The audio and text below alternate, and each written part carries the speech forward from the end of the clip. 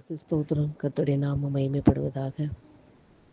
உம்மை போல் யாருண்டு எந்தன் இயேசுநாதா, இந்த பாதலத்தில் உம்மை போல் யாருண்டு, உம்மை போல் யாருண்டு எந்தன் இயேசுநாதா, இந்த பாதலத்தில் உம்மை போல் யாருண்டு. முழங்காலிலின்று வேதத்தை அறிய வேண்டுமே தேவா நீர் உணர்த்தும், எனக்கும் உமக்கும் இடையில் எதுவுமே என்றுமே வராமல் காத்திடும். உம்மை போல் யாருண்டு எந்தன் இயேசுநாதா, இந்த பாதலத்தில் உம்மை போல் யாருண்டு.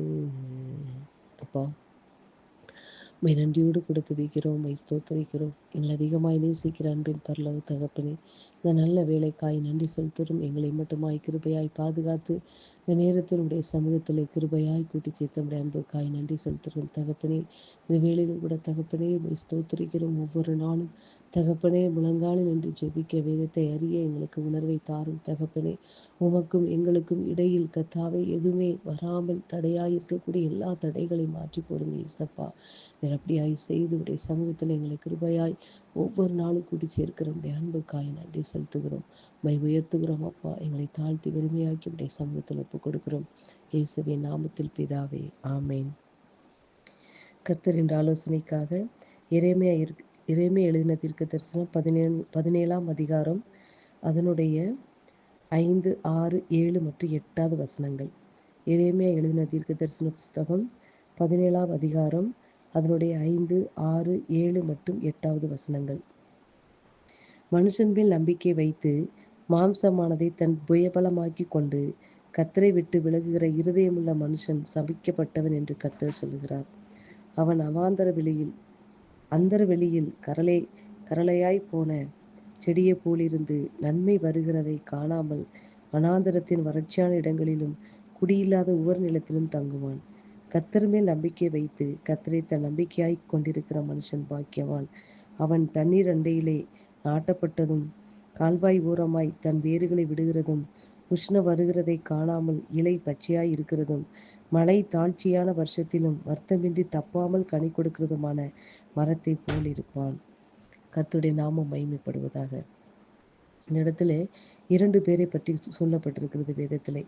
மனுஷன் மேல் நம்பிக்கை வைக்கிறவர்கள், கர்த்தர் மேல் நம்பிக்கை வைக்கிறவர்கள். மனுஷன் மேல் நம்பிக்கை வைத்து மாம்சமானதை தன் புயபலமாக்கி கொண்டிருக்கிறவன் சபிக்கப்பட்டவன் என்று கர்த்தர் சொல்லுகிறார்.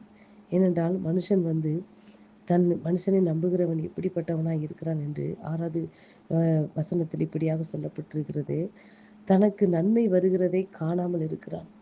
மனுஷனை நம்புகிறவனுக்கு நன்மை எந்த வழியாய் வருகிறது என்பதை அவன் என்ன செய்கிறான்? அவனால் அறிந்து கொள்ள முடியாத ஒரு நிலையிலே அவன் காணப்படுகிறான். அவனுக்கு நன்மை வருகிறதை அவனால் காண முடியாது என்றால் அவன் வாழ்வதற்கான அர்த்தமே இல்லாமல் போகிறது. எதன் வழியாக நன்மை வருகிறது, எப்படி நன்மை வருகிறது என்பதை அவன் அறியாது இருக்கிறான். அன்பு பிள்ளைகளை, இந்த இடத்தில் கர்த்தர் மேல் நம்பிக்கை வைத்திருக்கிறவன் எப்படி இருக்கிறான் என்றால், அவன் தண்ணீர் அண்டையிலே நாட்டப்பட்டவனும், அதாவது உஷ்ணம் வருகிறதை காணாமல் இலை பச்சையாய் இருக்கிறதும், உஷ்ணம் இருக்கதான் செய்து, வெப்பம் இருக்கதான் செய்து, ஆனாலும் இலை பச்சையாய் இருக்கிறது. மழை தாழ்ச்சியான வருஷத்திலும் மழையே இல்லாத வறட்சியான காலத்திலும் தப்பாமல் கனி கொடுக்கிற மரத்தை போல் இருப்பான் என்று வேதத்தில் சொல்லப்பட்டிருக்கிறது. கர்த்தரால் கூடாத காரியம் ஒன்றுமே இல்லை. கர்த்தரை தன் நம்பிக்கையாய் கொண்டிருக்கிற மனுஷன் பாக்கியவான்.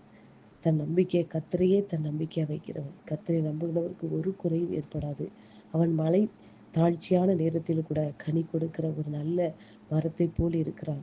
தனக்கு உஷ்ணம் வருகிறதா இருந்தாலும், உஷ்ணம் இருந்தாலும் அதை என்ன செய்கிறார்கள்? இலை பச்சையாய் இருக்கிறதும் மரத்தை போல் இருக்கிறான் என்று வேதத்தில் சொல்லப்பட்டிருக்கிறது. அன்பு பிள்ளைகளை, இந்த இடத்திலே மனுஷன் மேல் நம்பிக்கை வைத்து மனுஷரே தன் நம்பிக்கையாக வைக்கிறவனுக்கு தனக்கு எந்த வழியாய் நன்மை வருகிறது என்பதை அவன் காணாமல் போகிறான்.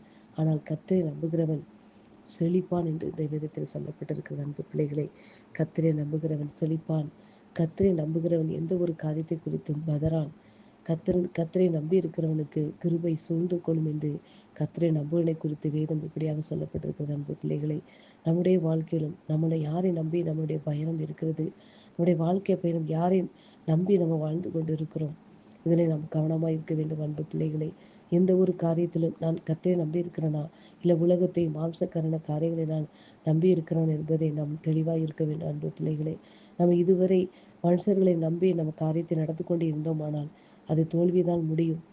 இந்த நாளிலிருந்தும் கர்த்தரிடம் நம்பிக்கையாய் கொண்டிருப்போமா? எந்த ஒரு செயலிலும் கர்த்தரை நாம் நம்பிக்கையாய் வைத்து நம்ம செயல்படும் போது கர்த்தர் அவற்றை என்ன செய்கிறார்? காரியத்தை வாய்க்க பண்ண வல்லவராய் இருக்கிறார். அன்பு பிள்ளைகளை, வறட்சியான முடியாத காலங்களிலும் நாம் நடத்தி செல்ல அவர் வல்லவராய் இருக்கிறார். நம்பின பிள்ளைகளை ஒருபோதும் அவர் வெட்கப்படுத்துவதில்லை என்பதை இந்த வேதம் நமக்கு உரைக்கிறது. அன்பு பிள்ளைகளை, நம் மனுஷர்களை நம்பாமல் கர்த்தரை நம்மை நம்பிக்கையாய் கொண்டு இந்த நம்முடைய காரியங்களை நடப்பிக்க நம்ம ஒவ்வொரு நாள் கர்த்தரிடத்தில் நம்மை சமர்ப்பிப்போமா? நம்முடைய சமூகத்தில் நம்மை ஒப்புக் கொடுப்போமா? அன்பு பிள்ளைகளை, எந்த ஒரு காரியமானால் நம்பக்கூடாத சூழ்நிலையிலும் அவரை நம்பி நம்ம நடக்கும்போது கர்த்தர் எல்லாவற்றையும் அனுகூலமாக்கி தர அவர் வல்லமையுள்ளவராக இருக்கிறார். அன்பு பிள்ளைகளை, இந்த வேளையிலும் வார்த்தை நிமித்தமாக கர்த்தர் உங்களை ஆசீர்வதிப்பாராக. ஆமென்.